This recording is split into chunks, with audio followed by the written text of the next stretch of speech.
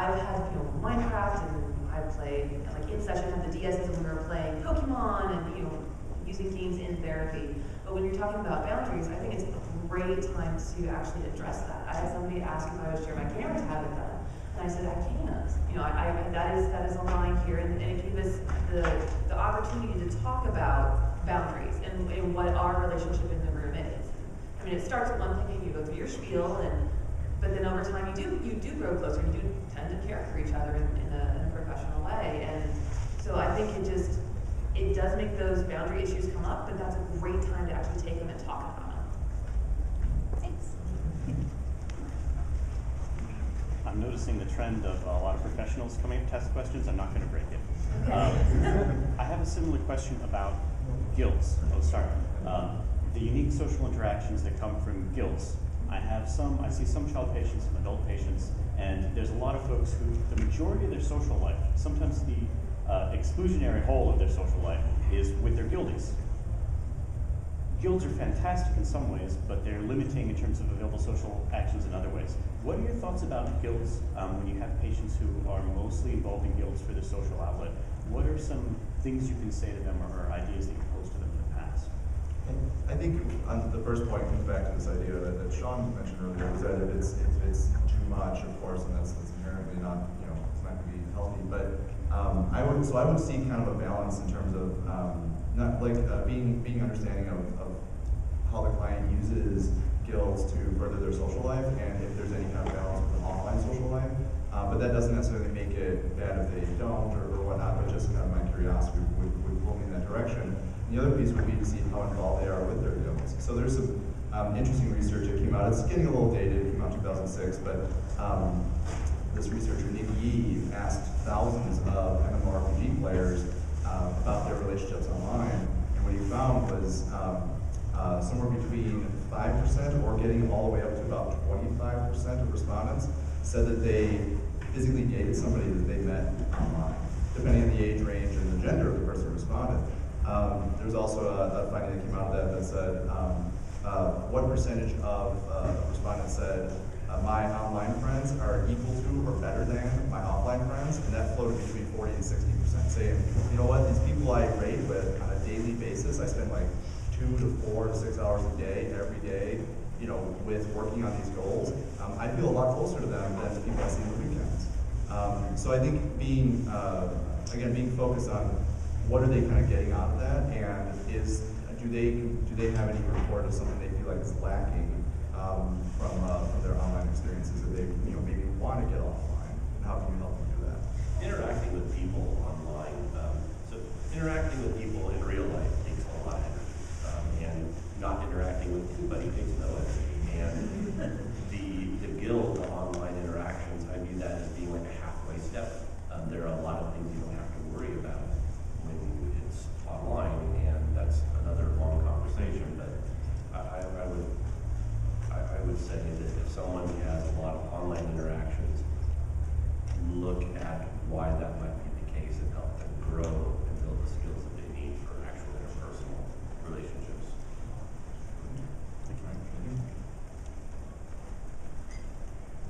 So I'm actually a game designer. My dad is a PhD in psychology, behavioral psychology, and cognitive behavioral therapy. You've made the assertion a couple of times that games aren't inherently good and that they're not inherently bad. But I guess the narrative that I hold is that games have so much more power for good than they do for bad. I guess my question would be, why do you use the narrative of that they're not inherently good and not inherently bad? I agree with you that they have just a lot of potential, and I think that's why the three of us are in the field of learning. The reason that I frame it like that, and this is a good question, thank you for making me think about it like this, is because I want the focus to not be on the games, but on the consumer of the game. I want the focus to be on, let's evaluate for you how much of this is going to be good and how much of this is going to be bad. And what you bring to that interaction, the game-person interaction. Thank you for that. I appreciate it. Hi, thanks for being here. to ask / comment on what are your thoughts on certain, again, you just mentioned like consumers of games. What are your thoughts on certain gaming models out there that are specifically designed to extract like as much as possible from their actual gamers, whether it's sinking time or sinking money? You know, and you can like, I'll give you an example, Candy Crush. You know, okay, and like, yeah, all those free-to-play games, pay-to-win games, you know, free-to-play or pay-to-win. I guess I would counter by saying, do you ever use McDonald's? You know, they put stuff in their food. Yeah, but we're talking about video games. Like, Okay. Yeah, Did you ever and if play- that's part of the societal problem, then say that. You Okay. know, you know. So, was it the Burger King game?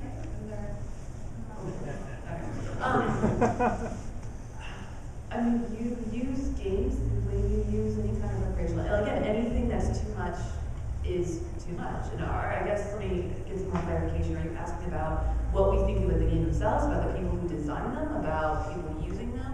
What exactly is?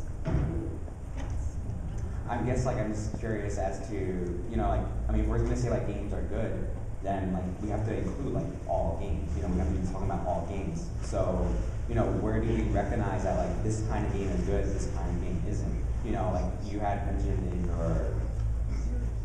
in your presentation that, you know, you're playing Mario Kart with these kids and like they're together and, you know, they're actually like physically together, socializing with each other. Is that a different kind of game than the kind of game where I go in online and I log in 16 hours like playing all by myself and like not interacting with anybody? You know, like would you have a kid be like, is it okay if a kid plays Mario Kart by himself like for 8 hours versus like having a party with his friends playing for 8 hours or 4 hours, whatever it is? Yeah, absolutely. So I want to build up because I really like Sean's response to the last question. I think it's relevant to this. Is that taking the focus away from is the game itself like inherently good or evil or bad for you or anything like that? If we agree to do that, then we don't have to necessarily demonize, I think, freemium games or pay to win and things like that. But again, how is the consumer, for consumer focus or the player focus, how are they using that and how does it affect their lives? So as just a personal story, I have a game on my phone. It's a tower defense game essentially, but you know, you unlock your towers, you upgrade them, and you know, you get these cards that you can combine with them to make your tower stronger and stronger, so you can go further and further in the game. But every 3 or 4 games, I get a little ad come across that says, pay $5 and we'll give you all of these premium cards, and it's gonna like, you know, so you get through the game faster. For me and how I use the game, it's kind of a no-brainer. It's just a quick swipe off to the side. I'm not gonna pay for that. I'm gonna keep going. I was just commenting to my wife last week about how much I enjoy the game because I never feel like I have to fall into that. Jordan, is that true? Did you say that last week? He did. Yes. All right. So yeah. So I know for me and the way I connect with the game, I've never spent a dime on it, but I still enjoy it, so that's good. But I understand too that pull that sometimes you feel in the game. It's like, oh, if I just spend $10, if I just spend that $20. Well, if that's something that you don't feel like the money invested, it results in the happiness or the joy and the fun that you get out of playing the game. If you feel like that starts to have an imbalance, then I still see that as being more of an issue with the person playing the game and not necessarily in the game's design. Because if the person, I mean, if nobody ever spent money on those games, they wouldn't exist anyway. No one would play them. So there's that. A reductionist way of looking at the use of video games, just about everything, is everything that we engage in for the purpose of symptom management or symptom reduction. I'm hungry, so I'm going to eat to address that. I want to win, so I'm going to play a game on the easy setting. And these games are, a lot of these games, Candy Crush, Farmville, they're based on some very well-studied aspects of human behavior that probably Las Vegas mastered a long time ago. But, you know, I don't have a gambling problem. I love going and putting some money in the slot machine, and then I go on with my day. And there are some people that just sit down in that slot machine and gamble away the rent. And it's the same activity. For me, it's not bad. For that person, it is bad. Yeah. I just think it's just a comment. I want to final comment. I just think like you guys here, like, you know, you're trying to promote like games for good and utilize them in ways that promote good, positive change in society. Whereas games like Candy Crush or, you know, etc. You know, when they put a group of psychologists together like, I mean, come on, let's be realistic. They're figuring out a way to get people addicted to their games. Yeah, Okay, so then they're not doing it for positive change. You know, I don't think any of you would agree that it's good for anyone to be addicted to anything. But you know, so you know, I guess I appreciate you're using your power for good. Thank you. Thanks for coming down here today. You guys are actually further down a field that I would like to get into. I spent 9 months out of the last year teaching English in Thailand, and one of the things I noticed that there was a huge jump in technology. I passed by houses that had dirt floors, but they had tablets inside. I'd see people on them, and I saw video games a lot. I looked into it a little bit further. Wi-Fi was introduced there maybe 4 or 5 years ago, like in a large amount. I grew up in a time when we were kind of transitioning more from, you know, being on AIM, and we moved, more into a digital space where it was more face interaction, and I would argue there's less now. So I mean, we talked to somebody I think mentioned gaming as a young adult in our culture. There is no transition in Thailand. I'm curious to hear what you guys would say about like how you could see that transition going in the future, because I could see a lot of adults there not binding with it very well, as opposed to like people that are growing up here. And I know we're much further ahead, but do you think there would be like a big backlash of people that are completely unfamiliar? Well, today's parents or today's kids that play video games will grow up and turn into tomorrow's parents that play video games and don't understand why their kids are doing something else. It's just a long line of activities that people don't understand. I mean, 10 years ago, 20 years ago, kids wanted to go fishing. Dad didn't understand why a kid wants to go fishing. Dad was a kid who played chess. I mean, I just think it's natural human progression. There's always going to be a panel about X is good for you. Come on, people, let's get into it. Today it's gaming. Next week it's goo. As far as like the transition here, I think it's a little bit more smooth. I think there's still plenty of issues that are being brought up, but I think in the next 30 years, a lot of those are going to go away. Where over there's no transitionary culture. There's just 9-year-olds by themselves that it's going to be a little bit different, I think, based on what I saw. Yeah, I mean, it's a cultural thing too. I mean, and that's why I don't know enough about the culture of that to say. People say one way or the other, but it would definitely be cultural bound. And I think we got 5 minutes left, so we're going to go into the lightning round of Q&A. How you doing? Name's Nathan Young. Where do you see the future of the intersection of psychology and video games over the next 10 years? Oh my God. Okay, I can cover it. So, I get really excited when questions of little things. So, okay. So I shouldn't stall. All right. So a simple search for the term video game in psych databases produces results. Essentially, in the 80s, there's like 150 results. In the 90s, there's like 300 results or so. In the 2000s, there's a huge jump from 150 and 300 to 900. And now, 5 years, the first half of this decade, we're already at 1,800. We've doubled the amount of studies with psych studies with video games in the first 5 years than we did all last decade. So it is exploding, and that's really exciting. And what we're finding is that they're always working on trying to answer that question of is violence bad, are video games bad? But they're also spreading out like what are the cognitive benefits, what are the behavioral benefits, what are the motivation benefits. I mean, there's all the human experience, because we just want to know more as video game industry continues to grow. How does it affect us in general? Let's stop just focusing on this one specific question and see if we can get some legislation pushed through on it. How does it affect the human experience? So I love that it's broadening. That's what I see happening. Very cool. Thank you. I'll take my second question for an email. Cool. Thanks. Thank you. Hello. My name is Robin, and I'm a mom and a clinical psychologist. And one of the things I want to say is that as a woman in her mid-50s, I was in the mom group that you would normally speak with. And I have to say that there's something about coming and experiencing things that is very different from hearing about them. And even seeing, you sort of see your kids sitting there and playing video games, and you're thinking, well, they should be doing something constructive.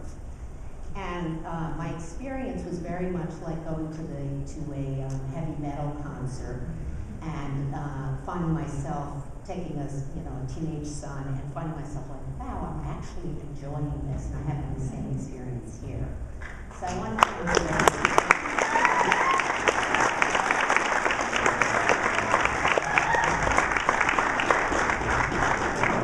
Hello, I'm in medicine, and I have had like maybe 2 patients who brought their Xboxes actually into the hospital with them as sort of a coping mechanism, or one guy played WoW, I think, for the 3 months he was there.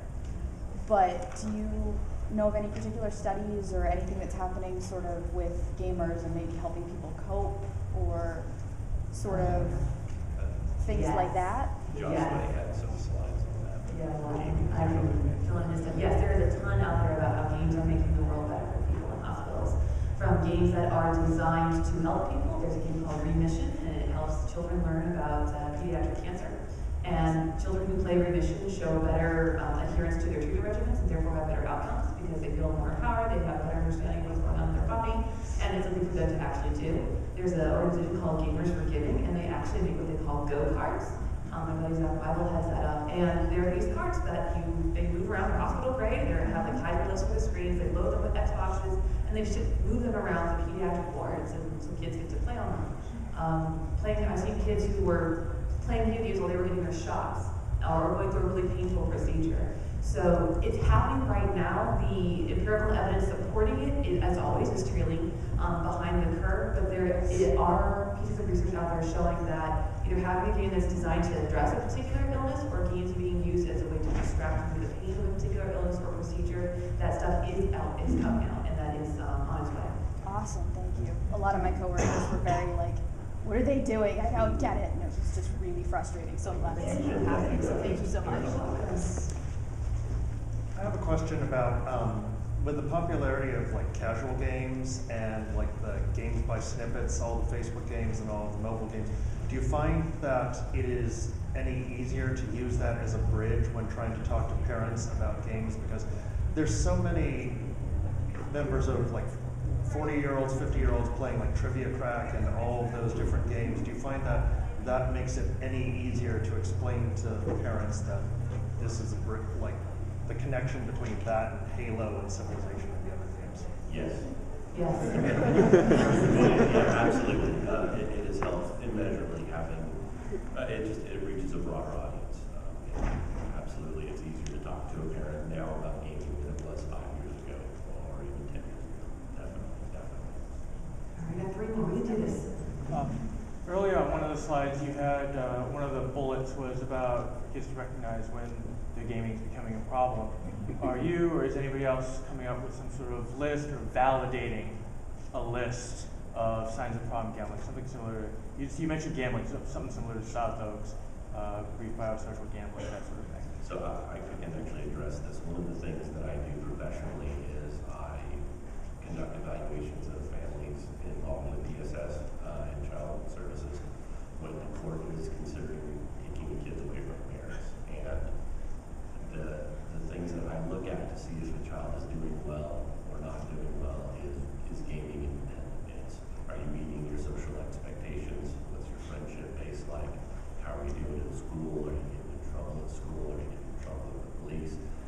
Clearly that's to an extreme, but if your kid is getting up and going to school just fine every morning, let them stay up until 11 some nights and play video games. If your kid's having a hard time getting up, well, maybe we need to start controlling video games or whatever they're doing the night before. And so the things that I look for as a psychologist doing these evaluations, it's pretty universal. Thank you very much. Hi. So for context, I worked in the toy industry for about 6 or 7 years and worked on board game development. I still work in research in the games industry. And there's a few things that you've said that have really struck me. And there's a thought that I want to put out to you and hear your thoughts on it, and that's this. I remember when we were working on developing preschool games, And moms were like, oh my God, just give us anything besides Candyland or Shoots Ladders, because if I have to play that again, I'm going to shoot myself. And you know what? We came out with, we'll come out with a game that involves a little dog, and you put bones out, and a preschooler will love it. And you know what? The mom is still like not super psyched about, running around getting bones. And I think about developing games for families, and the whole disconnect between an adult. They don't get Minecraft, and a kid loves it. And I think while it's a great point that we need to encourage parents to test out the waters with video games so they understand their children better, I think it's also important for us to recognize that, a person who's in their mid-30s, who has certain life experiences, and a person who is 12 or 13 or 18 and is at that stage in their life, they might have different things that challenge them and surprise them and intrigue them, different storylines that engage them. So I think it would be amazing if more effort was put into content or games or genres that bridge that gap, that bring together these different generations. And it'd be wonderful that if there's more of that in video games. So I'm wondering for you guys, what do you recommend to parents who are like, I don't get Minecraft, and maybe Minecraft isn't the game for them, but some other game would be a great gateway into this world? I'm speaking from that person. Rock Band Beatles. Yeah. Oh yeah. But you're absolutely right. There is there's just a psychology behind like Twitch shooters like Halo and Call of Duty. As you get older, you get slower. It happens, and you're absolutely right. There need to be more games filling that space, and that's one of the nice things about the gaming industry as it's expanding is that those niches are beginning to be filled in. There's an entire section of games for change, and they're all about addressing social issues. There's social impact games, there's family games, there's all these games that are coming out. And I think you're going to see them a lot more. They're probably not going to be the AAA titles that you see plastered all over the TV, but they're out there. And like, this is a really great place to go and like PAX, there's a game called Kitty in the Box. I'm so happy I guys mentioned that here. Someone's played it? Yes. Kitty in the Box? Yes! It's the best. It's a game about Mario, pretty much. You slide a kitty into a box, and anybody can do it, but it's so much fun. So even something as simple as Jewel, or Kitty in the Box, or Rock Band, there are things out there, but you're absolutely right. There needs to be more, and the ones we have right now are really hard to kind of find. Thanks. All right, one more. And because, just so you know, because you were the last one who hung in there,